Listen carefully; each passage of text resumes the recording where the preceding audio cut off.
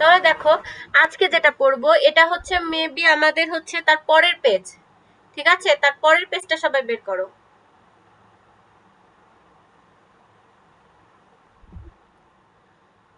ওকে, দেখো এখানে আমাদের ল্যাঙ্গুয়েজ ফোকাস, এখানে আমাদের টেন্স সম্পর্কে আছে। এখানে কি সম্পর্কে আছে? টেন্স সম্পর্কে। তো ফার্স্টে যেটা আছে simple past tense, simple past tense. এখানে বলেছে look at the first two sentence, প্রথম দুইটা বাক্য দেখো অফ দ্য টেক্সট, টেক্সটের প্রথম দুইটা বাক্য দেখতে বলছে। Rina wanted to make garden, Rina বাগান তৈরি করতে চায়। লাইনটার মানে কি? Rina wanted to make garden, Rina বাগান তৈরি করতে চায়। She discuss with her father about gardening, সে তার বাবার সাথে গার্ডেনিং সম্পর্কে আলোচনা করলো, ঠিক আছে? এখানে হেয়ার দ্য ভার্ব, এখানে কোনগুলো ভার্ব বলো তো? তোমরা কি কেউ বলতে পারবে? Rina wanted to make a garden, এই বাক্যে ভার্ব কোনটা? ম্যাম বলতে পারবো। বলো সাহেব কোনটা? মেক। নো, মেক হবে। নো, এই বাক্য, হ্যাঁ wanted. Wanted, yes, wanted, yes, wanted. আর পরের বাক্যে ডিসকাস, এই দুইটা হচ্ছে আমাদের ভার্ব। তো দেখো এখানে বলেছে here the verbs wanted and discuss use to describe Rina's past activities, Rina অতীতে কি করতো সেই অ্যাক্টিভিটিস গুলো প্রকাশ করছে। এটা আমরা কিভাবে বুঝলাম? যে অতীত বোঝাচ্ছে ইডি, কোনো ভার্বের শেষে যদি ইডি যুক্ত থাকে তাহলে সেটা পাস্ট হবে, ওকে, পাস্ট টেন্স হবে। ওকে, যদি কোনো ভার্বের শেষে ইডি যুক্ত থাকে তাহলে সেটা পাস্ট টেন্স হবে। যেহেতু এখানে ডিসকাসড ওয়ান্টেড আছে সেহেতু এটা কি টেন্স? পাস্ট টেন্স, ঠিক আছে? We use simple past tends to talk about event that happened sometime before, যেটা কিছু আগে হয়েছে, কিছুক্ষণ আগে হয়েছে, এরকম কোনো কিছু বোঝাতে আমরা সিম্পল পাস্ট টেন্স ইউজ করি। We use the past form of verb, আমরা ভার্বের পাস্ট ফর্ম ব্যবহার করি in the simple past tense. কোথায় ব্যবহার করি? সিম্পল পাস্ট টেন্সে। ফর এক্সাম্পল, ভার্বের সাথে ইডি যুক্ত হয়, যেমন ওয়ান্ট থাকলে ওয়ান্টেড, ডিসকাস থাকলে discuss, start started, help helped, collect collected, pick picked. ভার্বের সাথে যদি ডি যুক্ত হয় agree agreed, surprise surprised, arrive arrived, close closed. তাহলে কখনো ইডি যুক্ত হচ্ছে কখনো ডি যুক্ত হচ্ছে, তাহলে ইডি আর ডি যদি থাকে কোনো ভার্বের শেষে তাহলে সেটা কি টেন্স হবে? সেটা পাস্ট টেন্স হবে। সবাই মনে রাখবে, ওকে? তাহলে আমাকে বলো তো যদি কোনো ভার্বের শেষে ইডি বা ডি যুক্ত থাকে তাহলে সেটা কোন টেন্স হবে? পাস্ট। ওকে, সবাই ক্লিয়ার? ক্লিয়ার। ম্যাম ওকে, হ্যাঁ বলো। পাস্ট টেন্স হবে। ইয়েস, যদি ইডি আর ডি যুক্ত হয় কোনো ভার্বের শেষে তাহলে সেটা তখন পাস্ট টেন্স হয়ে যাবে, ওকে? ওকে, এখন বলেছে irregular verb, some verb do not follow the rules of adding ED and D. সব ভার্ব আবার কি এটা ফলো করে না, এই নিয়মটা মানে না যে ইডি বা ডি যুক্ত হলে সেটা পাস্ট টেন্স হবে। কিছু আছে ইরেগুলার ভার্ব, যেমন হচ্ছে বাইকে যদি আমরা বট লিখি, বিও ইউজিএসটি বট, তাহলে সেটা কি টেন্স হয়ে যাবে? তাহলে সেটা পাস্ট টেন্স হয়ে যাবে। কিপকে যদি আমরা কেপ্ট লিখি, কিপ কি ইপিটি কেপ্ট, তাহলে সেটা পাস্ট টেন্স হয়ে যাবে। খেয়াল করো, এই যে এখানে দেখো বট আছে, আচ্ছা একটু দাঁড়াও,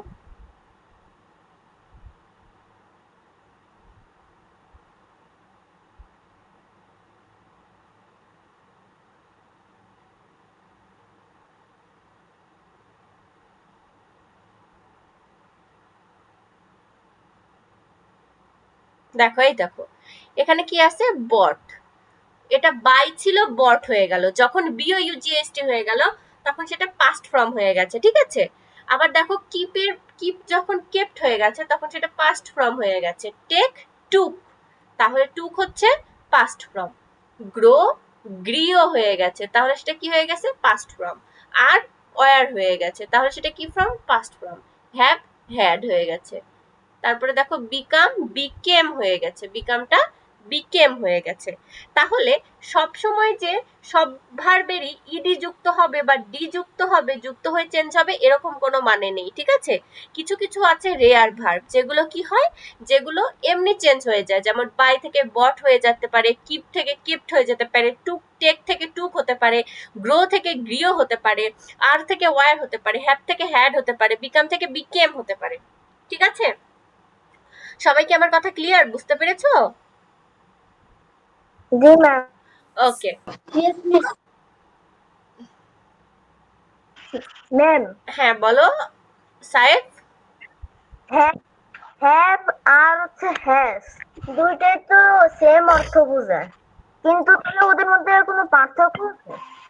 হ্যাঁ, হ্যাজ হ্যাভ হ্যাভ বসে যখন আমরা সিঙ্গুলার কোনো জিনিসকে বোঝাই, হ্যাজ বোঝায় যখন আমরা থার্ড পারসন কোনো থার্ড পারসনকে বোঝাই, তখন সেটা হয়ে যায় হ্যাজ।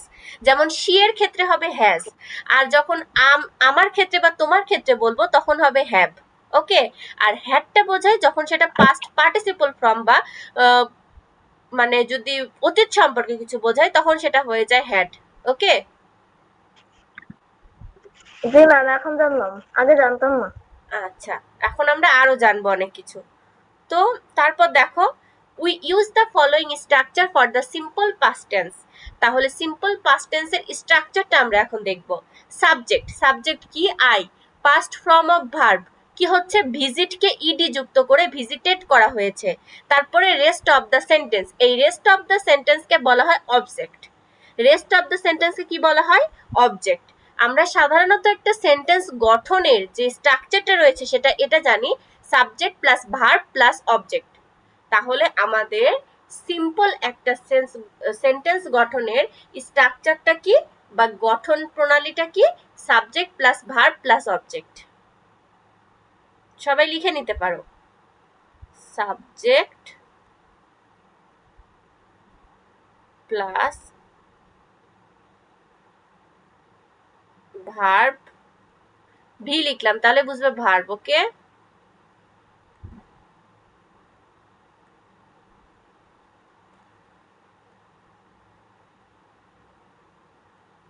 ঠিক আছে? তাহলে কি, subject plus verb plus object. আসলে আমরা যখন একটা বাক্য লিখি তখন আমরা এই গঠন প্রণালীতে বাক্যটা হয়। যেমন I teach you, I teach you, তাহলে এই বাক্যে আইটা হবে সাবজেক্ট, টিচটা হবে ভার্ব, ইউটা হবে অবজেক্ট।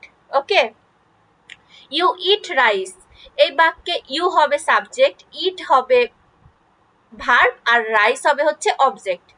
ওকে, তাহলে একটা সেন্টেন্সের গঠনটা কিভাবে হয়, স্ট্রাকচারটা কি, একটা সেন্টেন্সের গঠন স্ট্রাকচার কি, একটা সেন্টেন্সের স্ট্রাকচার কি, সবাই বলো, subject plus verb plus object, subject plus verb plus object. সবাই,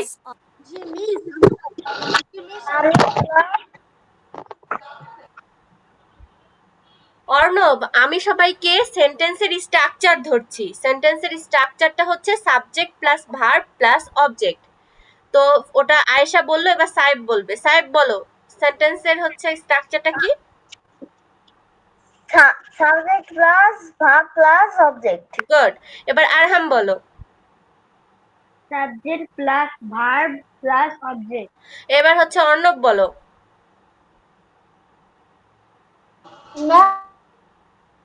হুম, স্ট্রাকচার বলো, subject plus verb plus object বলো।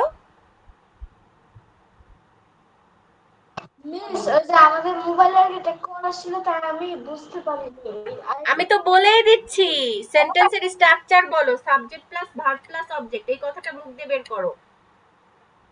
Subject plus verb plus object, এটা হচ্ছে একটা সেন্টেন্সের স্ট্রাকচার। আমরা যে কোনো বাক্য গঠন করি এই subject plus verb plus object এই স্ট্রাকচারের উপর নির্ভর করে। যেমন আমি যদি বলি অর্ণব ইট রাইস, এই বাক্যে অর্ণব হচ্ছে সাবজেক্ট, ইট হচ্ছে আমার ভার্ব, আর রাইস হচ্ছে আমার অবজেক্ট। বুঝতে পেরেছো অর্ণব? তাহলে আমাকে স্ট্রাকচারটা বলো, স্ট্রাকচারটা তাহলে কি হলো সেন্টেন্সের? বলো, মাইক্রোফোন আনমিউট করো। Arnab eat rice. আরে বাবা এই স্ট্রাকচারটা বলো, subject plus verb plus object. Miss বলতে subject plus verb plus object. হ্যাঁ, গুড।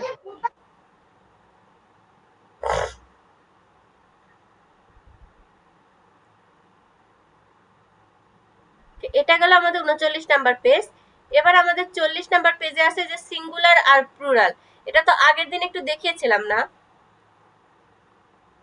আচ্ছা, আবার আজকে দেখাই দিচ্ছি। সিঙ্গুলার মানে হচ্ছে এক বচন, বুঝতে পেরেছো? মানে কোনো কিছু একটা জিনিসকে আমরা বলবো সিঙ্গেল, কিন্তু প্লুরাল কখন হয়, একের অধিক কোনো কিছু বোঝালে তখন সেটা হয়ে যায় প্লুরাল। তাহলে সিঙ্গুলার হচ্ছে এক বচন আর প্লুরাল হচ্ছে বহু বচন, ঠিক আছে? ক্লাস, ফ্রেন্ডস, মানকি, ওলফস, লাইভ বাস, এখানে কোনটা সিঙ্গুলার কোনটা প্লুরাল কে বলতে পারবে? ক্লাস কি সিঙ্গুলার না প্লুরাল? ওকে বলো। ওকে সাহেব। ফ্রেন্ডস, ফ্রেন্ডস হবে প্লুরাল, ওলফস হবে প্লুরাল। আচ্ছা, আর বাকিগুলো কি হবে, সিঙ্গুলার নাকি? মিস আমি বলতে পারবো? ইয়া আচ্ছা, এখন মাইক্রোফোন মিউট করো, মাইক্রোফোন মিউট করো। আচ্ছা, আমি আরহামকে স্ট্রাকচার ধরিনি। আরহাম স্ট্রাকচারটা বলো তো সেন্টেন্সের। ওই সাবজেক্ট প্লাস ভার্ব, এটা হ্যাঁ বলো বাবা, subject plus. Subject plus verb plus object. তাহলে আমি যদি বলি আরহাম আহ, আরহাম ইট ভেজিটেবল, এখানে কোনটা কি বলো তো? আরহাম ইট ভেজিটেবল, মানে আমি ভেজিটেবল মানে শাকসবজি খাচ্ছি। হ্যাঁ, আরহাম কি হবে? সাবজেক্ট। ইট কি হবে? হ্যাঁ, ভার্ব। আর ভেজিটেবল কি হবে? অবজেক্ট, ঠিক আছে? অবজেক্ট। হুম। এবার সিঙ্গুলার প্লুরাল গেল। সিঙ্গুলার তাহলে আমি কি বললাম, এক বচন, আর প্লুরালটা কি হবে, বহু বচন। কোনো কিছু বেশি বোঝালে, অনেকগুলো বোঝালে, একের অধিক বোঝালে তখন প্লুরাল হয়, আর যখন একটা কোনো কিছু বোঝায় তখন সেটা সিঙ্গুলার হয়। এবার বলেছে দেখো, read the text again, give in activity 3 to find out the opposite word. আচ্ছা, এখানে স্মলের অপোজিট ওয়ার্ড কি, বিগ। এখানে তোমার ওই যে টেক্সটটা আছে যেটা আমাদের, সেখান থেকে কিছু ওয়ার্ড খুঁজে বের করতে বলেছে, বলে এখানে লিখতে বলেছে। তো তোমরা ওখান থেকে খুঁজে এখানে লিখতে পারো, স্লো, কুইকলি, তারপরে ইনফ্রন্ট, তারপরে হচ্ছে বিহাইন্ড, এগুলো ছিল না, এই ওয়ার্ডগুলো খুঁজে খুঁজে এখানে লিখতে পারো, এটা আমাদের দরকার নেই। এবার বলেছে read and write the past form of the verb, one is done. আচ্ছা, এখানে বলেছে যে ভার্বগুলো দেওয়া আছে সেগুলোর আমাদেরকে পাস্ট ফর্ম লিখতে হবে। ইজের পাস্ট ফর্ম হচ্ছে ওয়াজ। এবার বাকিগুলো আমাদের লিখতে হবে। বি নাম্বারে বলেছে ওয়াশ। আচ্ছা, আমাকে সাহেব বলো তো ওয়াশের পাস্ট ফর্ম কি হবে? ওয়াশের পাস্ট ফর্ম ওয়াশড। তাহলে কি হবে, প্লাস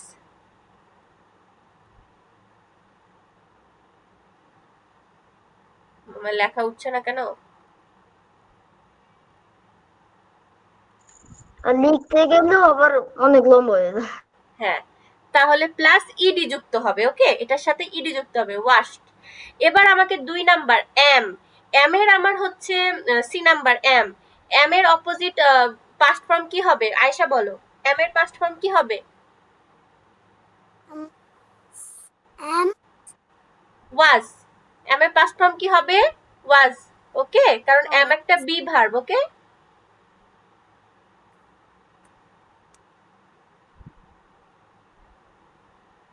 ওকে। তারপরে ক্লিন। ক্লিনের অপোজিট ওয়ার্ড কি হবে, অর্ণব? জিমিস ক্লিনের অপোজিট ওয়ার্ড কি হবে? মিস ইডি যুক্ত হবে ক্লিন। হ্যাঁ, তাহলে কি হবে, প্লাস। ম্যাম, এটা তো ইডি যুক্ত করে নাই, পাস্ট বলছে, পাস্ট লিখতে। হ্যাঁ, সেটাই তো লিখছি, ভার্বের পাস্ট ফর্ম গুলো এখানে লিখছি আমরা। তাহলে ক্লিনের সাথে যদি ইডি যুক্ত করি তাহলে আমাদের ভার্বের পাস্ট ফর্ম হয়ে যাবে। এবার রান। রানের পাস্ট ফর্ম কি হয়, আরহাম বলতে পারবে? রানের পাস্ট ফর্ম হ্যাঁ, রান। রান কি হবে ওটা উচ্চারণ, ওয়ার্ড মিনিংটা বলো, ম্যাম আমি পারবো, আমি স্পেলিংটা বলো। পারবো। আচ্ছা, আরহাম আগে বলুক, আর তারপর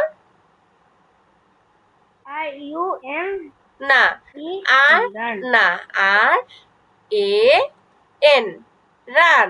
আমরা বললাম না হ্যাঁ যে ম্যাম, কিছু আছে ব্যতিক্রম, অন্যরকম হয়, এটা তার মধ্যে একটা, এটা হবে রান।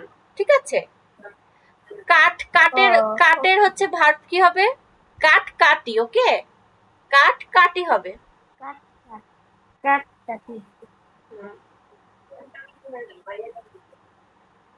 তারপরে আছে স্টে।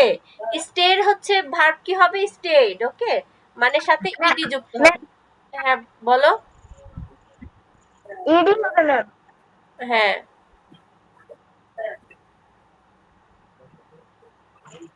ম্যাম জিজ্ঞেস করেন। ওকে। এবার আর, আর আমি কি বললাম, যতগুলো বিভার্ব আছে সবগুলোর পাস্ট ফর্ম হচ্ছে ওয়াজ। ওকে, তো আরো আমাদের একটা বিভার্ব, সেই জন্য আর এর পাস্ট ফর্ম কি হবে? ওয়াজ। ওয়ার। ওয়াজ।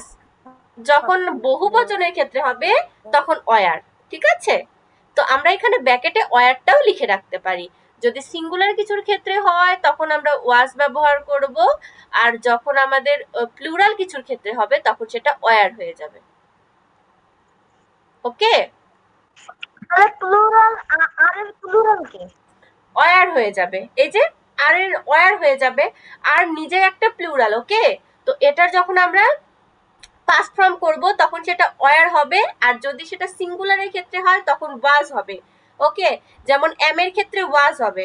ঠিক আছে। এবার সের পাস্ট ফর্ম কি হবে? ইডি যুক্ত হবে। ওকে, এগুলার না লিখলাম ইডি। ওকে, তারপরে ডু। ডু এর ক্ষেত্রে কি হবে? এটা তো আমরা সবাই জানার কথা। ডিড। Yes, good. তারপরে ইটের ক্ষেত্রে কি হবে? ইটের সাথে কি হবে? বানান করে বলো তো সাহেব। এ টি ই। ভেরি গুড, এ টি ই। ওকে, আচ্ছা। তারপর লাইকের ক্ষেত্রে কি হবে? লাইট, ইডি যুক্ত হবে। ওকে, কিন্তু ম্যাম এখানে অলরেডি ই যেহেতু আছে তাহলে শুধু ডি বলবো। হ্যাঁ শুধু ডি হবে, সরি, হ্যাঁ শুধু ডি হবে,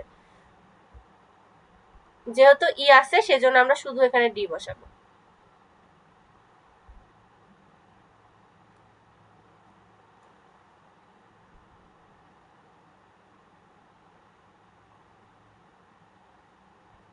ওকে, ঠিক আছে। তাহলে আমাদের পাস্ট ফর্ম গুলো জানতে পারলাম। ডান, সবাই বুঝতে পেরেছি? আমি সব ক্লিয়ার করে দিলাম। ওকে, ওকে।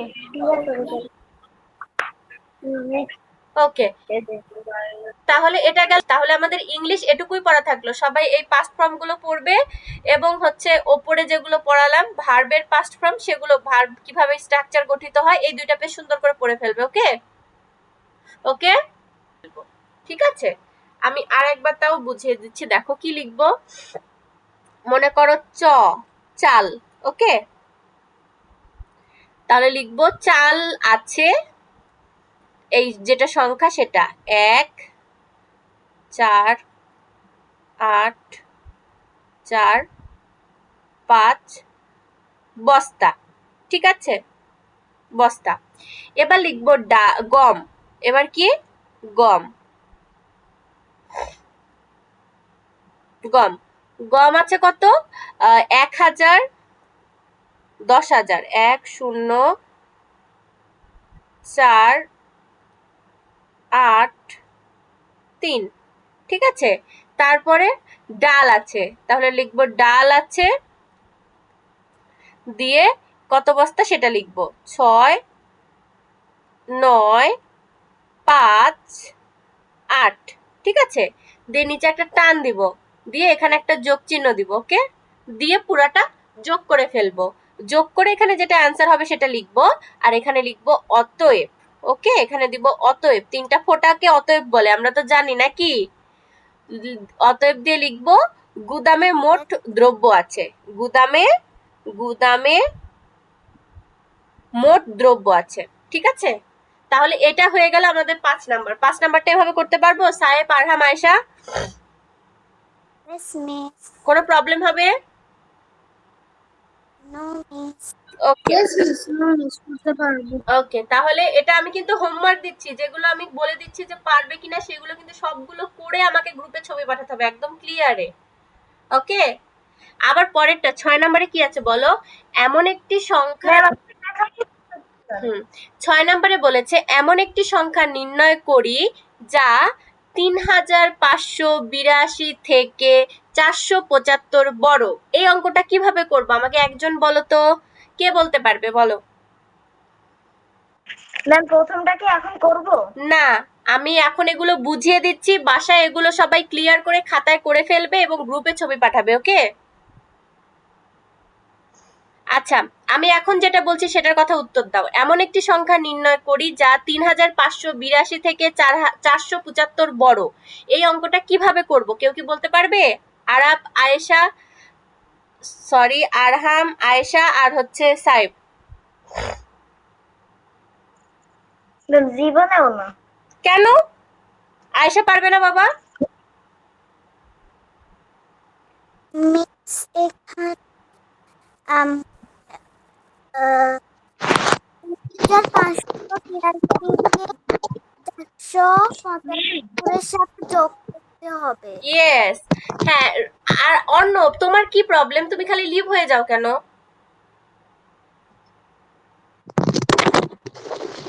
তুমি একটু কেয়ারফুলি ক্লাসটাই করো না, বারবার লিভ নাও, আশেপাশে ক্রাউড হয় কেন বাবা? আমাদের মোবাইলটাতে তো অনেক সমস্যা, যে কালকে আমার আম্মা কি ওই যে নতুন একটা মোবাইল কিনবে, এটা পিছনে পিছনে ক্যামেরা চলে আসছে, তাই আমি ছবিটা তুলতে একটু কষ্ট হয়েছে আর কি, তাই আমার অনেকটা লিফট নিতে হয়।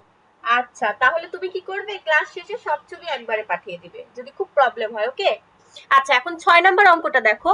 আমি যেটা বলছি, এমন একটি সংখ্যা নির্ণয় করি যা 3582 থেকে 475 বড়। তাহলে 3582 যে সংখ্যাটা আছে সাহেব, এটার সাথে আমি যদি 475 যোগ করে দিই তাহলে সেই সংখ্যাটা আমি পেয়ে যাচ্ছি।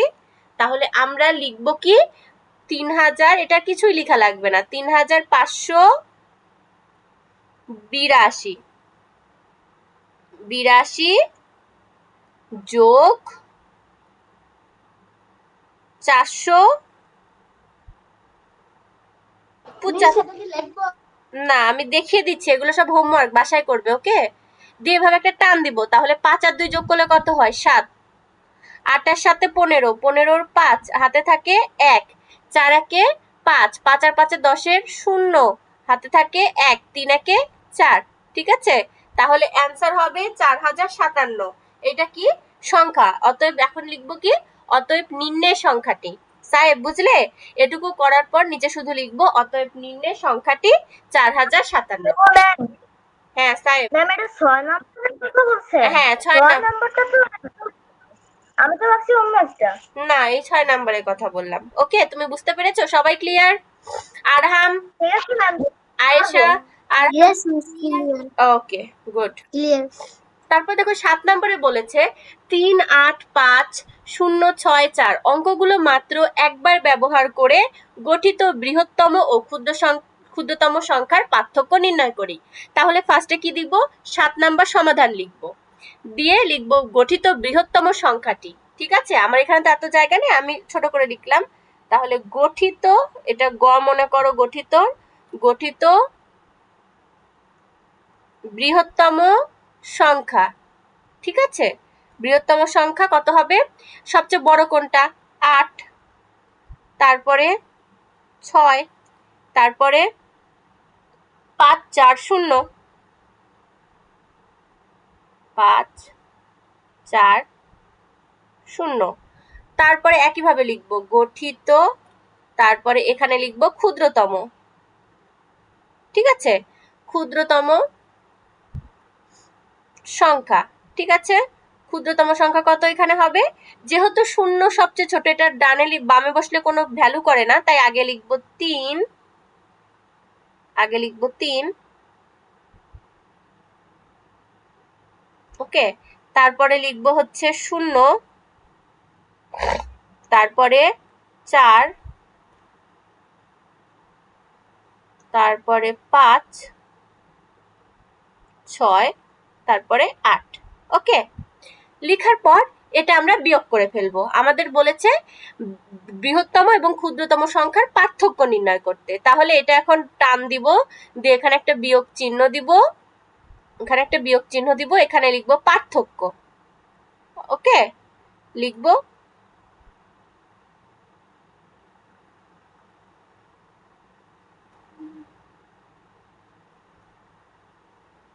পার্থক্য। এবার এখানে এটা বিয়োগ করে দিব, ঠিক আছে, বিয়োগ করে দিব। ওকে, সবাই ক্লিয়ার? 7 নাম্বারটা প্রথমে গঠিত বৃহত্তম সংখ্যা লিখবো, তারপর গঠিত ক্ষুদ্রতম সংখ্যাটা লিখবো, লিখে টান দিয়ে পার্থক্য বের করে ফেলবো, তাহলে এই অঙ্ক হয়ে যাবে। সবাই ক্লিয়ার 7 নাম্বারটা? Yes, তাহলে আমাদের 5 হলো, 6 হলো, Yes, Miss, clear. 7 হলো। ওকে, 5 6 7 ডান, 5 6 7 সবাই পারবো? yes, Yes, Miss, পারবো। ওকে, 5 6 7। এবার 8 নম্বরে কি আছে দেখো, 83,291 এর সঙ্গে কোন সংখ্যা যোগ করলে, ম্যাম এটা হ্যাঁ আরহাম কিছু বলবে বাবা? ম্যাম হ্যাঁ এটা তো বুঝতে পেরেছি, এটার সঙ্গে ওই যে 1,28,792 এটা বিয়োগ করে দিলে যেটা বের হবে ওটাই। হ্যাঁ, গুড, এই তো ভেরি গুড। আয়েশা তুমি 8 নাম্বারটা yes, পারবে? Miss, ও ঠিক হয়েছে। ওকে, Yes, Miss. অর্ণব পারবে? পারবো। সায়েব? কোনটা ম্যাম?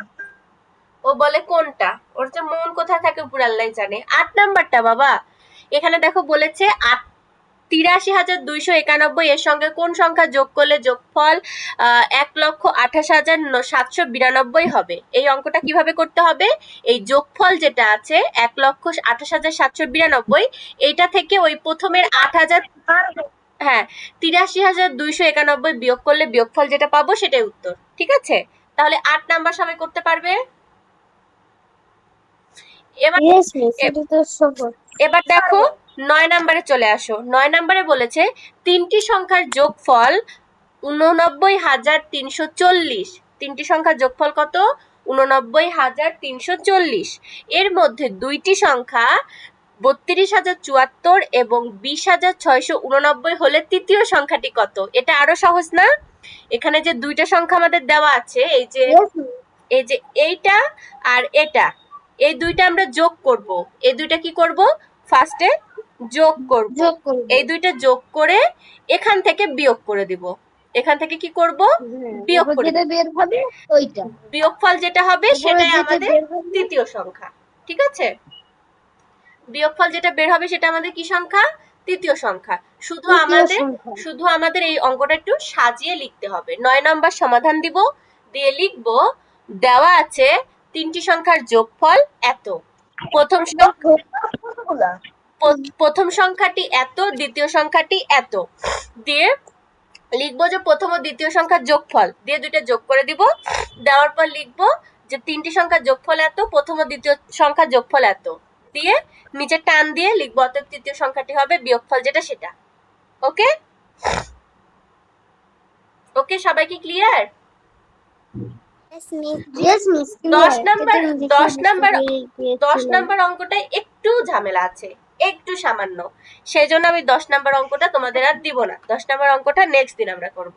ওকে, ম্যাম হোমওয়ার্ক কি 6 7 8 9 এই চারটা? ও হোমওয়ার্ক হচ্ছে 5 6 7 8 9, এই 5টা, ঠিক আছে? এই 5টা সবাই বাসায় করবে। আজকে রাতের মধ্যে পারলে ভালো, না হলে কালকে সকালের মধ্যে সবাই গ্রুপে ছবি পাঠাবে অঙ্কগুলো করে। ওকে, আর কারো কোনো কোনটা প্রবলেম হলে সেটা মার্ক করে রাখবে, পরের দিন বলবে। হ্যাঁ বলো। কালকে সকালে কিভাবে করব? কালকে সকালে তো স্কুলে থাকবো। তাহলে আজকে রাতের মধ্যে কমপ্লিট করে ফেলবে। ওকে,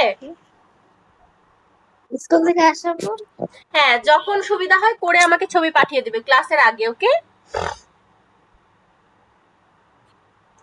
তাহলে ইংলিশ Yes, miss. ইংলিশ আর অঙ্ক এগুলোই পড়া থাকলো, সবাই সুন্দর করে পড়াগুলো করে ফেলবে, ওকে? ঠিক আছে, Okay. আমি এখন একটু অ্যাটেন্ডেন্সটা সবার নিয়ে নিই, ওকে?